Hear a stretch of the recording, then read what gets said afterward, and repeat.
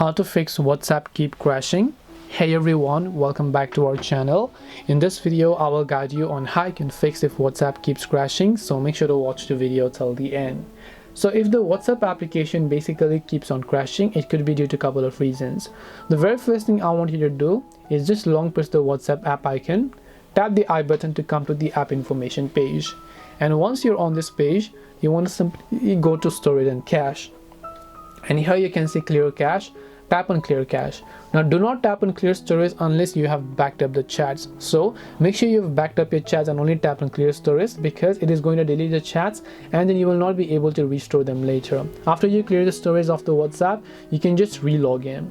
If this doesn't help, open up your Play Store. In the search box, just search for WhatsApp here. Check if the WhatsApp app has an update. If it does, then make sure to update the WhatsApp application to the latest version. What updating does is it's going to get rid of most of the bugs and errors that existed in the previous version.